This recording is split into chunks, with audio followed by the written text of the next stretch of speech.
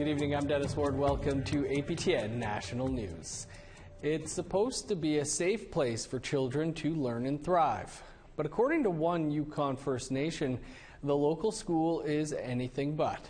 As Sarah Connors tells us, the First Nation is tired of Band-Aid solutions, and they're asking for a permanent fix once and for all.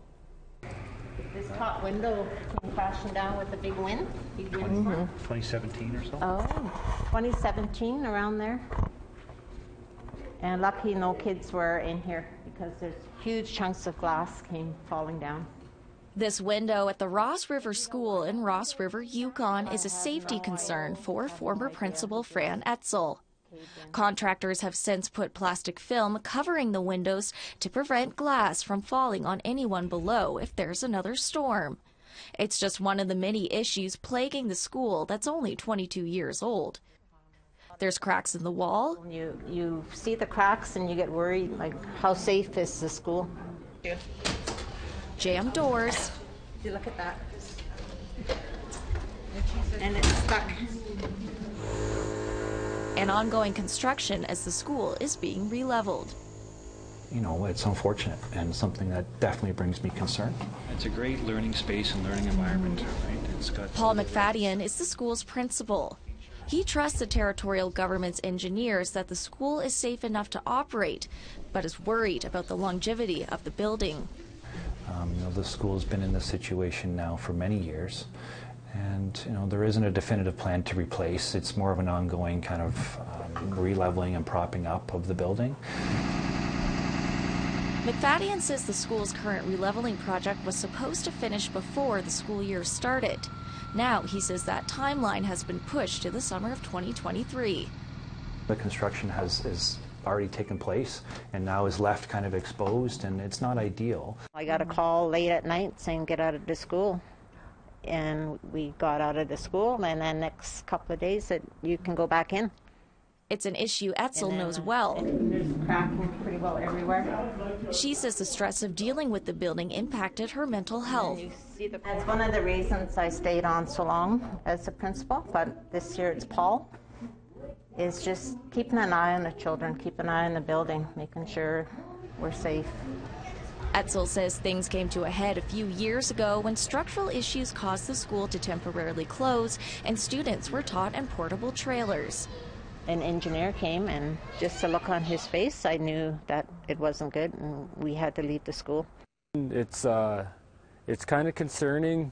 Dylan Loblaw is the chief of the Ross River Denna Council. He says the school is sitting over permafrost and wants Yukon government to stop investing in Band-Aid fixes.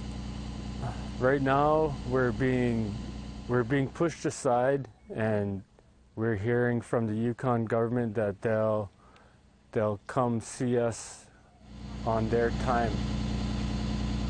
He says there's also no sense fixing a school on faulty ground. We do want a new school for our children and our future. Highways and Public Works and the Department of Education said in a statement to APTN they're taking the health and safety of students seriously. The departments noted the school is rigorously assessed 4 times a year and that it's kept safe by mitigating the effects of structural movement through upgrades like the re-leveling system and by performing repairs to mitigate the effects of building movement. The Department of Education said it would also work with the Ross River Denna Council to ensure the school meets the short and long-term needs of the community. As construction continues, McFadden says what matters most is that the school's children feel safe and happy. We're talking about our most precious resource that we have, and it's our children. When there's even a slight if, that's enough, you know, to bring a real concern from parents and community. Sarah Connors, APTN National News, Ross River. Thanks, Sarah. To Ottawa now, where the federal government tabled its fall economic statement today. A status report on the promises made in this year's budget. And if you're not good with numbers like me, don't fret. Our Lindsay Richardson joins us now from the Ottawa Bureau with a user-friendly breakdown. Well, let's start with the good news. Canada's unemployment and inflation rates are down compared to other countries. But in the fall economic statement, Deputy Prime Minister Chrystia Freeland stressed it's high time for Canada to lead the green transition. And she says it's all about striking a balance between necessary compassion and support for Canadians and fiscal responsibility. And we know we need to strike that balance because we know how important it is right now in this economic moment where we find ourselves for the federal government not to pour fuel on the flames of inflation. Development partnership was the only Indigenous-specific topic addressed in the fall statement, though its new housing initiatives, increased GST credits, and funding for sustainable jobs training will likely affect everyone. More interesting is the progress report on Indigenous-specific funding this year. Post-Hurricane Fiona relief, Jordan's Principle, and funding for the papal visit ranked in the top for spending. According to the document, some files will see a funding spike in the next fiscal year. On-reserve income assistance, for example, will increase tenfold next year, and funding for child welfare policies under Bill C-92 will also go up. But regarding today's focus, eco-development, Freeland says an economic profit-sharing plan with the Indigenous population is in the works, but details will only come in early 2023. Lindsay Richardson, APTN National News, Ottawa. Thanks, Lindsay. Iqaluit parents are on edge following an RCMP notice saying that needles were found in some Halloween candies given out in the Nunavut capital. Nunavut RCMP say that inch-long needles were found in 2 chocolate bars that were given out on Halloween in Iqaluit's Plateau neighborhood. APTN National News has been able to confirm 2 more cases, bringing the total to at least 4. Iqaluit RCMP are telling parents to check the candy closely, and if you discover a needle, place the entire candy in a bag and bring it to the detachment. That's what this parent did when his daughter found a needle in a chocolate bar. The first one that one of our daughters opened had one in, so she sent me a picture, and we knew that we had to contact the RCMP, so we did, and just really disturbing and you know, really disturbing, frightening thought of, you know, how easily it could have been so serious for any of the kids. Scary and disturbing indeed. Well, a First Nation in BC is taking on a bigger role managing a park. That story and more coming up after the break.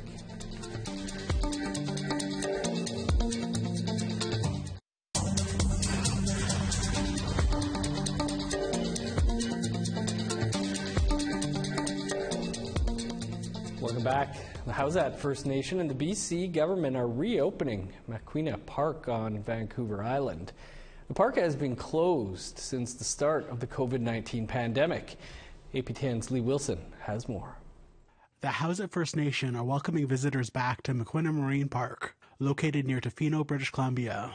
While it was closed, nearly $1 million was spent replacing the trail and boardwalk that leads to the park's natural hot springs. Tyson Atleo, director at Hausat's Maktusisu Stewardship Society, says they've been working with BC Parks on making improvements. He says the park's reopening will uphold First Nations cultural values and uses of the area. The Maktusisu Stewardship Society, the society that represents the stewardship and development interests of the Hausat Nation and is led by the Hausat Hereditary Chiefs, actually took over the park management agreement for Maquina Marine Provincial Park, which led us to working jointly with BC Parks on developing new infrastructure and essentially a new strategy for park management there.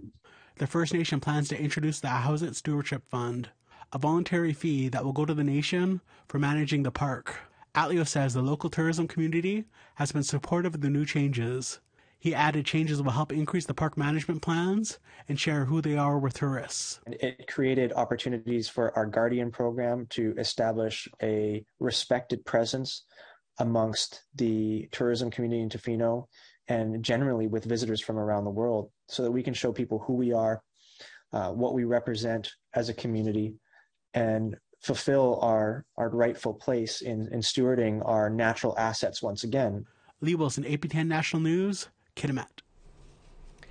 Spoken from Labrador to the northeastern reaches of Quebec, Inuit is the third most spoken Indigenous language at home, but over the last few years the number of speakers is falling, and experts say the younger generation of Inuit are using it less and less. Here's a story by Shushan Bakong, translated by Tom Fenario.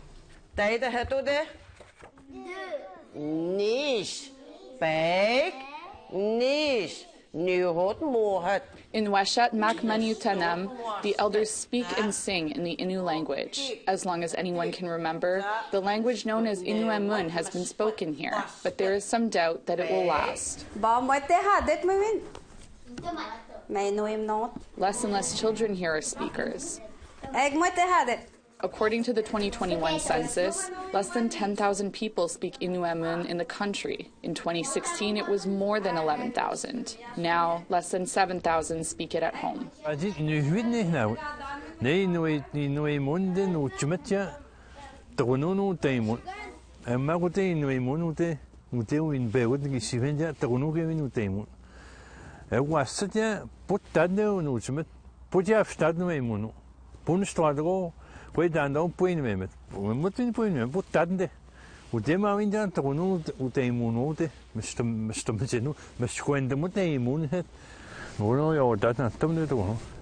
According to Vala, many parents emphasize French at home in the hopes that their children do better at school. The principal of the elementary school in Maniutanam says learning Inuit at school is not enough.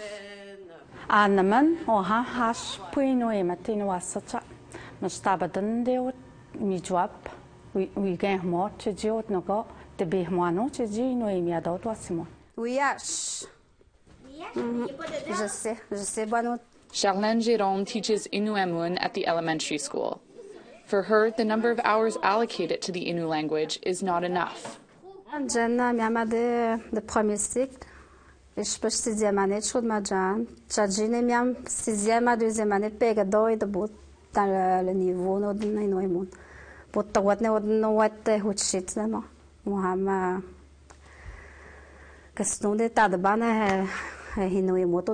The principal of the school would like to add hours of Innu language to her students' course, but the realities of being in Quebec means there needs to be a balancing act. Mais respecter le français, mathématiques, sciences techno, la loi de l'instruction publique, nahen, abadan yatiji, nahmane tuan, dans mon rôle de direction, tu dis que Québec est de diro dans la réussite scolaire. أنا مكمل ونواجه متتويون تمني متتويون مش بين ونواي نيوي من الشتوك. By discussing the land, Valin is using vocabulary that is becoming less and less spoken. Can it be recovered by this new generation, or will it be forgotten in pursuit of more academic success in French?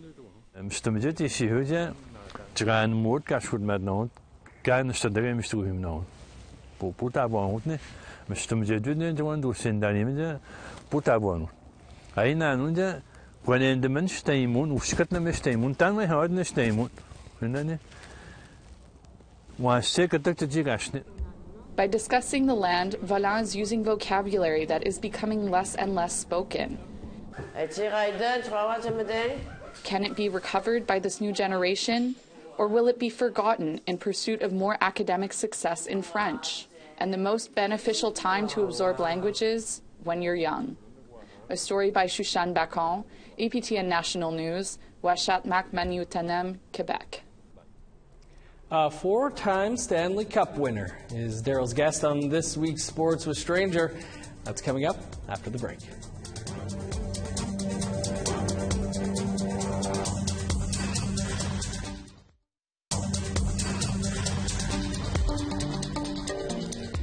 Welcome back. Time now for our photo of the day. Pablo the kitty cat could not help himself when it came to letting Cookham know he wanted a nibble of that bacon and eggs. Our thanks to Sandra Seidel for this photo. You can send your photos by email to share@aptn.ca for the chance to be our next photo of the day. Now let's take a look at tomorrow's weather forecast. Starting on the East Coast, 19 for Halifax and Fredericton. -2 with snow in Kuujjuaq, +4 with snow for Happy Valley Goose Bay. 20 under the sun in Montreal, showers, and 14 for Chibougamau. 17 with rain in Sault Ste. Marie, cloudy, and 17 in North Bay. +6 in Thunder Bay, snow, and +1 in Sioux Lookout. -1 in God's Lake, 0 for Norway House. +5 in Winnipeg and Brandon, sunny and 3 for Dauphin.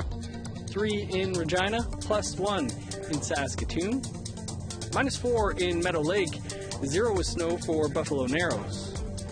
In northern Alberta, 0 and flurries for Fort Chip, +4 and flurries in Grand Prairie.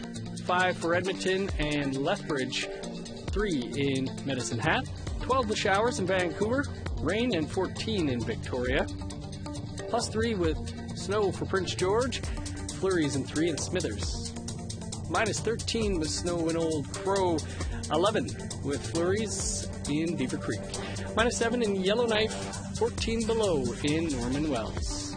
-17 in Sax Harbor, snow, and -15 for Paulatuck.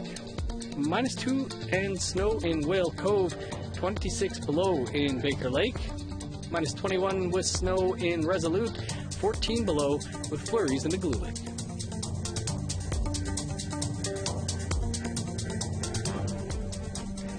Well, before the break, I said Daryl's guest on this week's Sports with Stranger had won 4 Stanley Cups. And the backlash was swift because, including his time as a coach, he has 7 Stanley Cup rings. Brian Trottier's playing days may be over, but he's still making headlines off the ice. His new book, All Roads Home, A Life on and Off the Ice, is now out. On this week's Sports with Stranger, Brian Trottier talks about why he hopes it's an inspiration to Indigenous kids. Brian, thank you so much for joining us here today. And again, it's always a pleasure to speak with you. Pleasure to be here, Daryl. Thank you. Great to see you again. Thanks. Yeah, you bet. So we're here talking about your book here, All Roads Home, A Life on and Off the Ice. So I guess my first question to you is just, what inspired you to write this memoir?